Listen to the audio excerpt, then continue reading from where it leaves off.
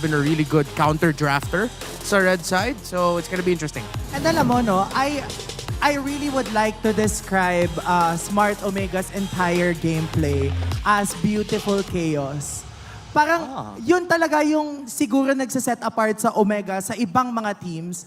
Kasi kung papansinin mo yung kuponan ng Smart Omega, kapag naglalaro sila, gulo. Tapos yung gulo na yun, natatranslate nila lagi sa objectives. And sobrang ine-exemplify yun ngayon as we enter week 2. Kasi last week nakita na natin yun. Pero now, pinapalakas pa nila lalo yung ganong klase ng identity nila. Yeah, honestly, it favors them so well. Na yung mga ganong klase kasi alam nila kung kailan sila dapat maging magulo. Yes. And then, habang magulo sila, they're trying to find something like objectives. They're trying to find a kill. They're trying to find something always. Kaya ang hirap nilang basahin as a team.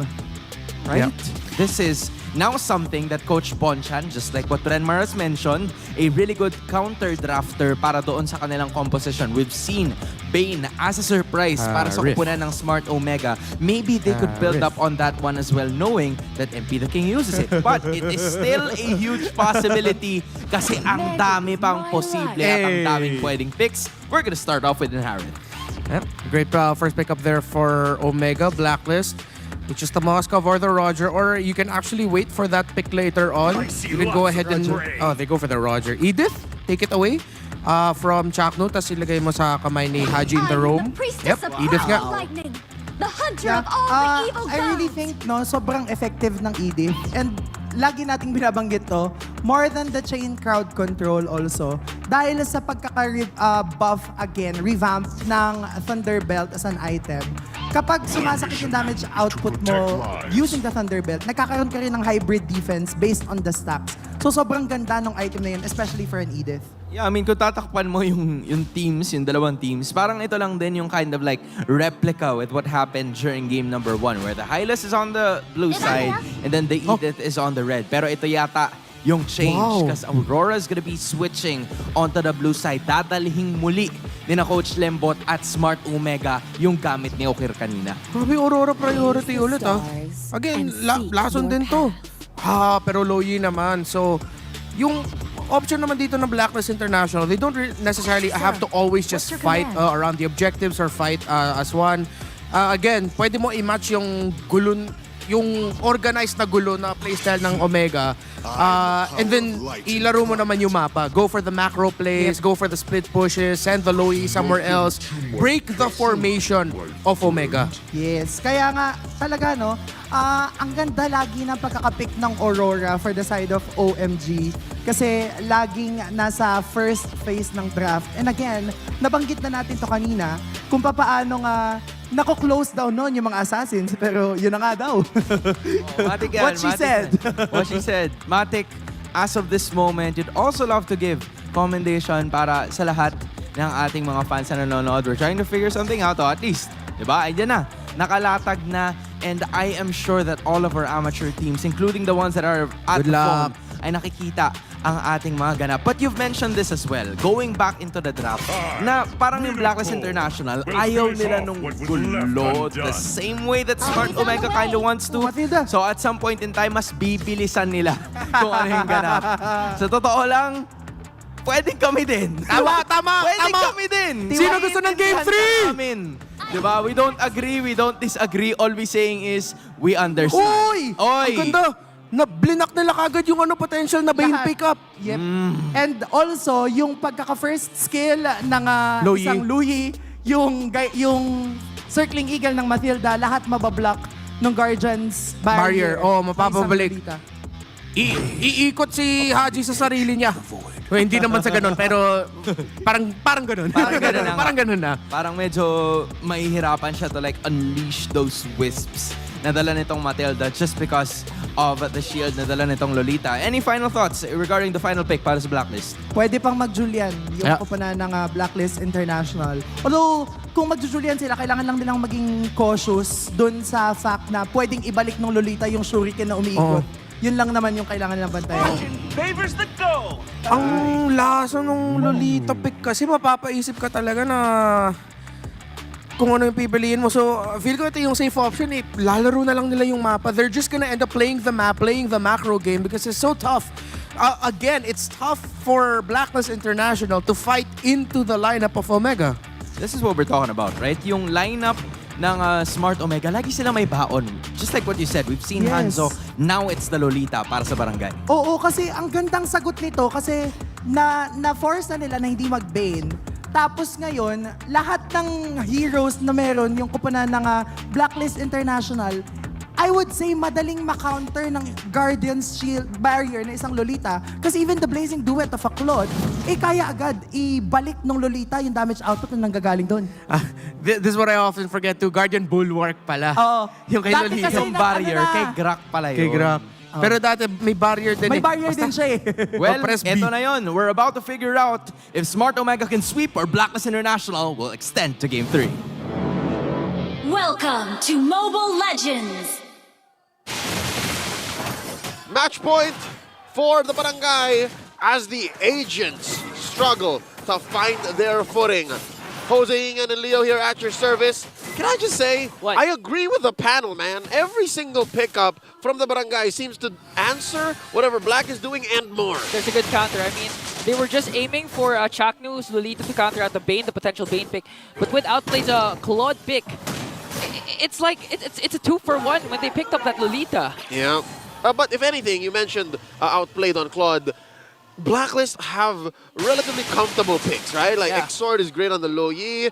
MP the King, we know what he can do with an aggressive jungler like Roger. And Outplayed has won multiple championships in the MPL because of a Claude here. So with that said, I don't feel so scared for Black, and I'm gonna give the benefit of the doubt. Maybe we do see Game 3. Although, a lot of people are asking for game number 3, but I'm not sure if Omega wants that. But Andoryu, on the other hand, it's going to be a good game for him or a fun game for him if he ever reaches his early game power spike, because almost everyone from the lineup of Blacklist Softies. are softies. Yeah.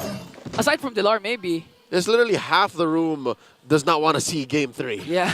And you're right. Again, it's exacerbated by the fact. We were just talking about it. Again, the Leo caster curse. They anticipate. Hey, no, this time you were the one who was talking Okay, about it. So it's just a caster curse Yeah. this time, yeah. Yeah. So you were mentioning how Andoryu can just, anticipate whoever walks into the wrong bush. And here it just so happens that it was Haji. Shades of Game 1. Now Jome in trouble. Oh, MP the King, one like and pounce in just to bring down Jome. He popped his Purify even. That's a good trade here for Black, but on the other hand, Omega will secure the first turtle. All right. You know what? I'll call this a small victory for Omega, given that, Jome died, he spent his Purify, it still led to a turtle for the Barangay. So it's a small victory, but it was costly. Yeah, it really costed a lot, especially for Jome with Harith. You want Harith to dominate the early game, especially up against Claude. Although MP the King was there to finish the job. I mean, Jome, you just performed well with a Harith against the Falcons AP brand. It's okay, man. It's okay. You know what they say, either go big or go Jome. Wow. Literally, because Jome's, what 6'1", 6'2"? He's one of the few aggressive gold laners left, and I think Blacklist did well to punish that. They saw that he was a little in too deep and outplayed, the veteran that he is, called for MP the King and went for that. Blacklist is happy with what they got. Still, we're looking at a wash game here, 1-1. Small advantage for Smart Omega. They did get the turtle. About 100, 200 gold ahead, 3 minutes in. I think this is a time where Uplead should say, you know what, let's take advantage of this. Yeah. I have a small gold lead over Jome. Yeah, especially towards the late game. Again, this is a Claude. And at the same time, towards the late game, they technically have 3 marksmen. That's MP, Delar, and Outplayed. Delar Asterisk, yeah? Yeah, Asterisk on Delar, especially when he casts that Primal Wrath. But still, towards the late game, I would really favor Black. If they get there. If they get there. But the problem is, Omega, they've been performing well. Their average games are relatively fast, except for the FCAP game where they reach, I believe, 18 or 20 minutes. Different story. That's FCAP. Yeah. Here we go, about 20 seconds until the next turtle. Spawning in the upper quarter once more. And very similar to game 1, Omega pulling out the Omega Ube once more. Like they're all rotating in big 3-man, 4-man coalitions. Haji here, once again on the receiving end, the business end of Omega's aggression.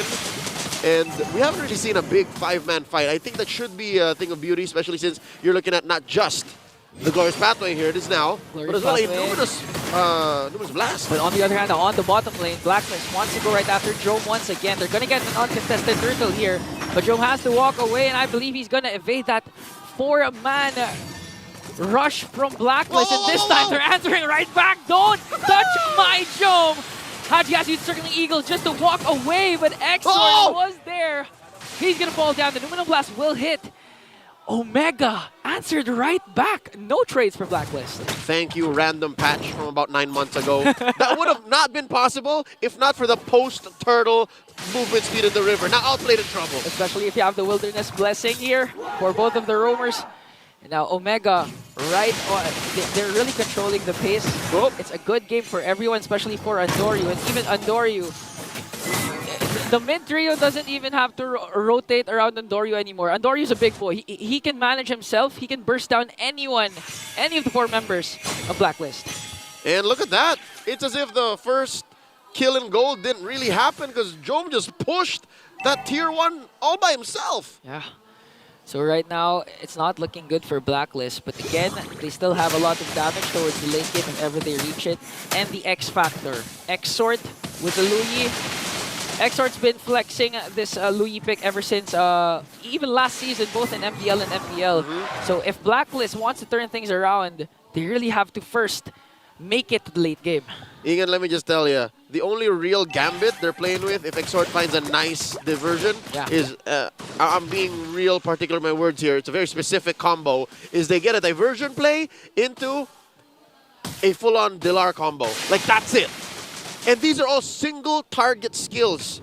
Sure, maybe you can find one again with Haji, but that's the best case scenario. Yeah, plus the Chaknu factor, the Lolita.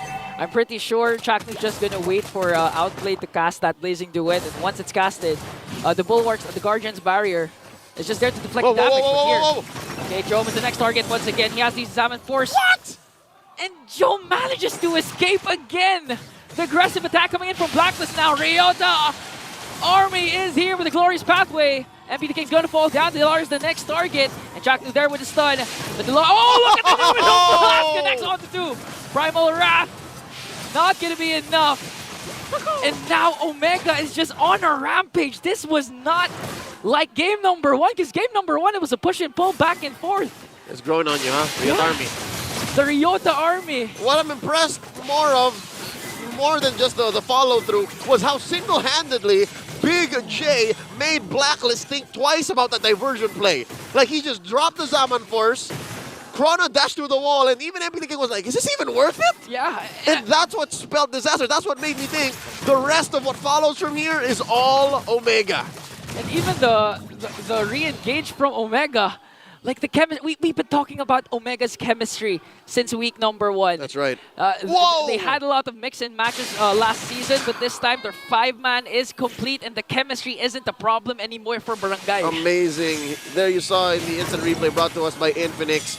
You saw again the instantaneous response. Now let's go again. The General charging right on. Zaman Force here for Joe. But Blacklist was able to escape. Look at that Frigid Glacier connecting onto 2. Outplayed onto the back line. Blazing Duet. But Omega was ready for that Blazing Duet, and he's gonna fall down. Wow, every single member of Omega is doing their part. Ryota with the charge, Chaknu with the defense, and the rest for the damage to bring down Outplayed. That was Whiplash. I think Outplayed went a little too fast and suddenly found out he was out of his breath. Ridiculous response by Smart Omega, now 4,000 gold ahead. I'm wondering now what the possible answer is from Blacklist, besides a punish, right? Besides the punish, because so far, it seems like Smart Omega are doing exactly just that, Ingan. They're leveraging their amazing synergy, their bond, their chemistry. And wait, diversion play into where? Into where? They're gonna catch onto Ryota here, but they're prepared. Glorious Pathway once again. Dilar has to use the flicker out. But it's out of course will be casted. The Frigid Glacier connecting onto 2, but the Numinum Blast. Outplayed has to walk away with the Blazing Duet. And a kill spree coming in from Jome as Andoryu picks up a Sky Piercer. What? You cannot surprise the Barangay. Did you see that? A forward flicker by Ukir and a real, what was that, a Euro step by Chaknu? It's as if they anticipated the diversion. It's as if they told Black, go here. The wide bush, go here. This is why Chaknu opted for the flicker instead of the revitalize. They don't need sustain. They don't need extra help. They need the Chak Mamba to unleash that. As you mentioned, the Numinum Blast Flicker combination connecting onto 2. They are the aggressors. Wow. They are the aggressors. They don't need the extra protection. If anything, the Purify on Jome is their only real defensive battle spell. The Revitalize on Ryota allows for them to push forward. I mean, Oh, look at that. okay. Blood Wings. For me, Blacklist, as much as you want to say that they should split push, the threat of Vandorio makes it hard for Outplay to do those split pushes. Again, this is a very mobile assassin that could easily burst down Outplay regardless of the Purify. Not just Outplayed, I mean, a majority of Even them. everyone, yeah. Yes. Even Exort. And with the Lord and this immense gold lead, I think they can bring down Inhibitor Herd with one Lord. But here comes the Glorious Pathway once again, just to scare away Blacklist. Oh, this is going to be a hard defense for the Agents. Looking at their wave clear, I think it's quite respectable. You do have the Claude, you have the Lu Yi, who can just, you know, almost as if doing basic attacks can clear, as well as MP the King. His first item was the Wind Talker, so he does have respectable wave clear. Now Haji's in trouble! Conceal right in front of the faces of the Agents. Circling Eagle, but doing a blast once again. Connecting plus the Frigid Glacier. Outplayed, forced to use the Blazing Duet, but won't commit because the damage from Omega. Just too much. Omega is a single-minded unit. They're gonna penetrate up top. Bottom's gonna be up next. MP the King doing his best to cover up that hole. Sink in their ship! Toy Army once again leading the charge. Omega still undefeated. The Lord's gonna fall down. The minions aren't there. Blacklist, the circumstances lined up for the Agents. Because if there was one minion, just one minion, the game would be over. It would have been over. The Riot Army are going wild. Online, here, in Green Sun, and everywhere around the world. If you thought they could only engage via the Numinous Blast, think again! Here it is! Who has the flicker? Jack Mamba for Omega! A sweep by the Barangay, continuing their streak. Just another day in the office